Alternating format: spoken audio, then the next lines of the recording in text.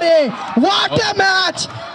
রাজশাহীর ঐতিহাসিক কালেক্টর খেলার মাঠে ভাটাপাড়া যুব সংঘের উদ্যোগে অনুষ্ঠিত হলো বাংলাদেশের এলাকাভিত্তিক প্রথম ফ্র্যাঞ্চাইজি ক্রিকেট লিগ ভিপিএল এর ১৩তম আসরের মেগা ফাইনাল ও পুরস্কার বিতরণী অনুষ্ঠান।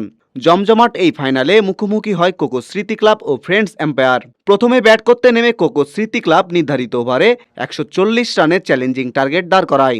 জবাবে ব্যাট করতে নেমে শুরুতেই বড় ধাক্কা খায় ফ্রেন্ডস এম্পায়ার। শেষ বলে জয়ের জন্য প্রয়োজন ছিল ৫ রান, কিন্তু সেই লক্ষ্য পূরণে ব্যর্থ হয়ে রানার্স আপ হয় ফ্রেন্ডস এম্পায়ার।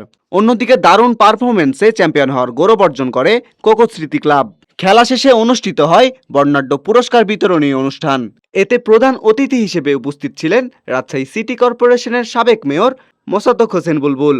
তিনি বলেন, ক্রিকেট এমন একটা জিনিস, এটা শেষ বল না হওয়া পর্যন্ত বলা যাবে না, এবং সেটাই আজকে তোমাদের আইপিএল এ তোমরা প্রমাণ করেছো।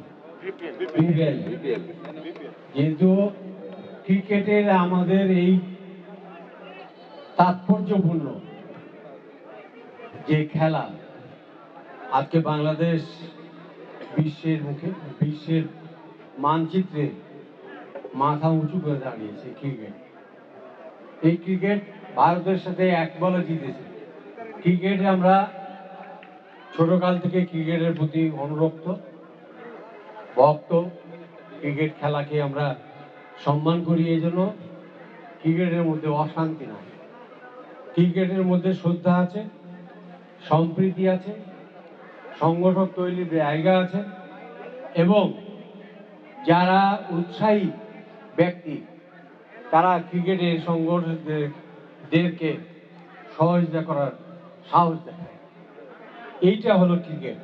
এছাড়াও বিশেষ অতিথি হিসেবে উপস্থিত ছিলেন রাজশাহী মহানগর যুব দলের সদস্য সচিব মোহাম্মদ রফিকুল ইসলাম রবি, আরাফাত রহমান কোকো ক্রীড়া পরিষদের রাজশাহী মহানগরের সদস্য সচিব ইঞ্জিনিয়ার আরিফুজ্জামান সোহেল ও ভাটাপাড়া যুব সংঘের সাধারণ সম্পাদক মোহাম্মদ জামিল উদ্দিন। অনুষ্ঠানে সভাপতিত্ব করেন ভাটাপাড়া যুব সংঘের সভাপতি মোহাম্মদ নাসির উদ্দিন।